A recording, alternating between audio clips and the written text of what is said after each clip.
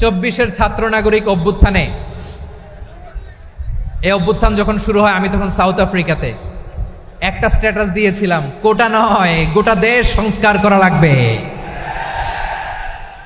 শুধু বাংলাদেশ নয়, সারা বিশ্বের বাংলা ভাষাভাষী লোকেরা এই আন্দোলনের সাথে সমর্থন তারা করেছে, এটাকে সাপোর্ট করেছে, তারা সমর্থন দিয়েছে। আমাদের ইউনাইটেড আরব আমিরাতের বাংলাদেশি ভাইয়েরা তারা সেখানে রাস্তায় নেমে এসেছিল, জানেন? ওইখানে ডেমনস্ট্রেশন করা যায় না, সেখানকার সরকার তাদেরকে যাবজ্জীবন দিয়েছিল। তখন আমাদের এই যে প্রধান উপদেষ্টা ডক্টর মোহাম্মদ ইউনূস সরাসরি G2G বলে, এটারে G2G, government to government, G2G, উনি চিঠি লিখলেন যে তাদেরকে, ইউর হাইনেস, হে সম্মানিত আমির, আপনি আমার এই চিঠির কারণে আমার সম্মানে এই 53 জন বাংলাদেশিকে মাফ করে দেন। এই চিঠির বদৌলতে বেকসুর খালাস পেয়ে গিয়েছিল আমাদের ভাইরা, জানেন না এই ঘটনা আপনারা? তাহলে গভর্নমেন্ট টু গভর্নমেন্ট চিঠি দেওয়া হয়। সপ্তম হিজরিতে বিষ্ণু ইসলাম সব সুপার পাওয়ারের কাছে চিঠি দিলেন, রোমান সম্রাটের কাছে, পারস্য অধিপতির কাছে, মিশরের অধিপতির কাছে, সবার কাছে চিঠি লিখলেন। চিঠির ভাষা ছিল এরকম, মিন মুহাম্মাদিন রাসূলিল্লাহ ইলা মুকাওকিস আযীমিল কিবত, মুহাম্মদ রাসূলুল্লাহর পক্ষ থেকে মিশরের বাদশার কাছে, আসলিম তাসলাম, ইসলাম মানো শান্তিতে থাকবা, সালামুন আলা মান ইত্তাবাআল হুদা, শান্তি তার জন্য যে হেদায়েতের অনুসরণ করে। সুবহানাল্লাহ পড়েন। তো এই চিঠি অনেকে ভালোভাবে রিসিভ করেছে, অনেকে এই চিঠি পাওয়ার পরে নবীর কাছে আবার ইন রিটার্ন উপহার পাঠিয়েছে। কি পাঠিয়েছে? উপহার। মিশরের বাদশাহ মুকাওকিস তিনি বিশ্বনবীকে বিশাল এক উপহারের ডালি পাঠিয়েছেন। মিশরের বাদশাহ মুকাওকিস ছিলেন ধর্মে খ্রিস্টান। লালমনিরহাটের ভাইয়েরা আওয়াজ করে বলেন, মিশরের বাদশাহ ধর্মে কি ছিল? খ্রিস্টান। কি উপহার দিয়েছিল আমার নবীকে?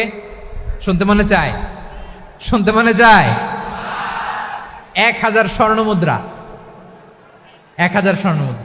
2টা খ্রিস্টান দাসী, একজনের নাম মারিয়া বিনতে শামউন আল কিবতিয়া, আরেকজনের নাম সিরিন বিনতে শামউন আল কিবতিয়া। একজন খ্রিস্টান দাস 20 থান কাপড় জামা বানানোর জন্য, আমরা নবী যেন সেলাই করে জামা বানাতে পারে এজন্য 20 থান কাপড়, 20 থান ফাইন গার্মেন্ট। সুবহানাল্লাহ পড়বেন না? এরপরে একটা গাধা যেটার নাম ছিল উফাইর, আর একটা খচ্চর, এটার নাম ছিল দুলদুল। খচ্চর চিনেন? গাধা আর ঘোড়ার ক্রসিং এ যে প্রাণীটা দুনিয়াতে আসে ওটার খচ্চর বলে। তো এই যে সুপার পাওয়ার খ্রিস্টান বাদশার কাছে নবী চিঠি লিখলেন, ওই খ্রিস্টান বাদশাহ আমার নবীকে উপহার দিল। বিশ্বনবী এই উপহারগুলো সানন্দে গ্রহণ করেছে। সুবহানাল্লাহ পড়বেন না? তাহলে অমুসলিম কেউ যদি আপনাকে উপহার দেয়, হালাল উপহার হলে আপনি গ্রহণ করতে পারবেন। অনুরূপভাবে পারস্যের বাদশাহ, রোম সম্রাট বিশ্বনবীকে উপহার পাঠিয়েছেন, আমার নবী সবগুলো উপহার গিফট গ্রহণ করেছেন। সুবহানাল্লাহ বলেন। তাহলে প্রিয় লালমনিরহাট আওয়াজ করে বলুন, ইসলাম কি ন্যারো মাইন্ডেড রিলিজিয়ন না ব্রড মাইন্ডেড? আম্মাজান আয়েশার কাছে মাসালা জানতে চায় মেয়েরা, হে আম্মাজান, অগ্নি উপাসকেরা তাদের ঈদের দিন নওরোজের সময় আমাদেরকে পাখি দেয়, নেওয়া যাবে? উনি বললেন, ওরা জবাই করে দিলে নেওয়া যাবে না, কিন্তু ওরা যদি ফলমূল এরকম খাবার দেয় এগুলো নেওয়া যাবে। তার মানে অমুসলিমদের দেয়া উপহার এটা গ্রহণ করা যায়। সুবহানাল্লাহ বলেন। শুধু তাই নয়, বিষ্ণু ঈসা ইসলাম অমুসলিমদের সাথে আর্থিক লেনদেনও করেছেন, ফিনান্সিয়াল ডিলিং করেছেন। অমুসলিমদের সাথে প্রয়োজনে আপনি ফিনান্সিয়াল ডিলিং করতে পারবেন। আমরা প্রায় দেখি বাজারের মিষ্টির দোকানগুলো আমার হিন্দু ভাইদের। লালমনিরহাটে মিষ্টির দোকান, দইয়ের দোকান কারা চালায়? হিন্দুরা চালায় না? তারপরে যে বারবার শপ, চুল কাটে যে নাপিত, অধিকাংশ নাপিতের দোকানে কারা? আমার হিন্দু ভাইরা। তা আপনি চুল কাটতে পারবেন কিনা? পারবেন কিনা বলেন? পারবেন। তার দোকান থেকে দই মিষ্টি কিনতে পারবেন কিনা? হ্যাঁ, আমার মুসলিম ভাইয়ের দোকান থাকলে ওইটারে আমি বেশি প্রায়োরিটি দিব, ঠিক কিনা? কিন্তু যদি তাদের সার্ভিস নিতে চান, প্রোডাক্ট নিতে চান, পারবেন। তার দলিল সহিহ বুখারী, আম্মা জান আয়েশা রাদিয়াল্লাহু তাআলা আনহা বলেন, ইশতারা রাসূলুল্লাহ সাল্লাল্লাহু আলাইহি ওয়াসাল্লাম মিন ইয়াহুদিয়িন তুআমান ওয়া রাহানাহু দিরআহু মিন হাদিদ। রাসূল সাল্লাল্লাহু আলাইহি ওয়াসাল্লাম এক ইহুদির কাছ থেকে, কার কাছ থেকে? সবাই বলে নাই, কার কাছ থেকে?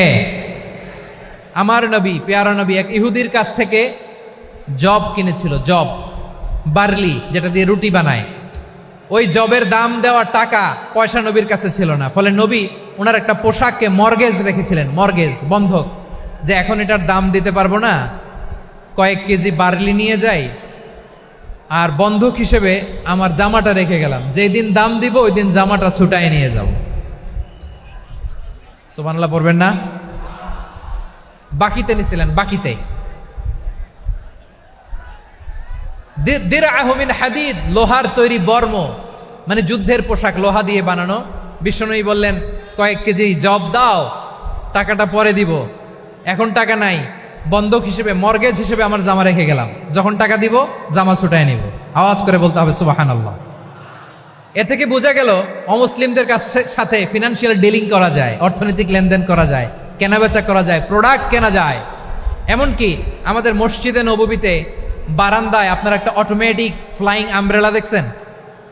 সূর্য যখন বাড়ে মসজিদে নববীর বারান্দায় ইয়ার্ডের মধ্যে অটোমেটিক্যালি কিছু আমব্রেলা আছে, সাঁ করে খুলে যায়, আর সূর্যের তাপ লাগে না। আবার সন্ধ্যাবেলায় এই আমব্রেলাগুলো ওরা ক্লোজ করে ফেলে, দেখেন নাই না? দেখছেন?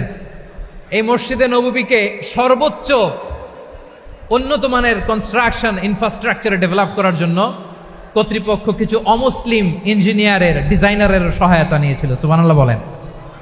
কোন দলিলের ভিত্তিতে? এই দলিলের ভিত্তিতে যে বিষ্ণু ঈসা ইসলাম অমুসলিমদের সাথেও লেনদেন করেছেন। আওয়াজ করে বলতে হবে আল্লাহু আকবার।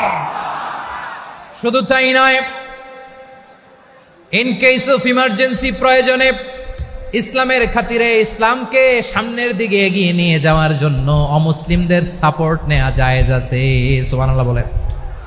অমুসলিমদের সাপোর্ট নেয়া, তাদের থেকে অর্থ নেয়া, পলিটিক্যাল সাপোর্ট, পলিটিক্যাল অ্যাসাইলাম নেওয়া জায়েজ আছে। আমাদের অনেক বিশ্ববরেণ্য দায়ীরা আমেরিকায় অস্থায়ীভাবে অ্যাসাইলাম নিয়ে থাকে, নিজের দেশে গেলে ফাঁসিতে ঝুলাই দিবে। যুগ যুগ ধরে দায়ীদের উপরে এরকম অত্যাচার আর নির্যাতন আছে না নাই? মিশরের অনেক দায়ীরা পাশ্চাত্যে যেয়ে থাকে, এই যে তারা পলিটিক্যাল অ্যাসাইলাম নিয়ে থাকে, রাজনৈতিক আশ্রয়, এটা জায়েজ আছে না? এটা যে জায়েজ আছে তার প্রমাণ স্বয়ং বিশ্বনবী সাল্লাল্লাহু আলাইহি ওয়াসাল্লাম পলিটিক্যাল সাপোর্ট নিয়েছিলেন অমুসলিমদের কাছ থেকে। সুবহানাল্লাহ বলেন। খুব মজাদার একটা ঘটনা শুনবেন, আপনাদের আগ্রহ দেখে তো মনে হয় না শোনার ইচ্ছা আছে। আছে আছে, গলায় জোর আছে।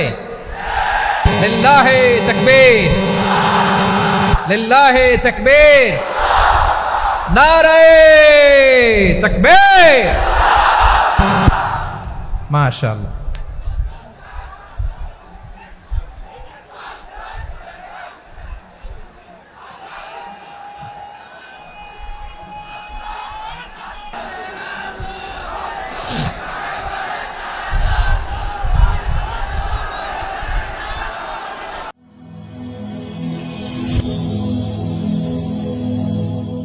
Rose TV 24.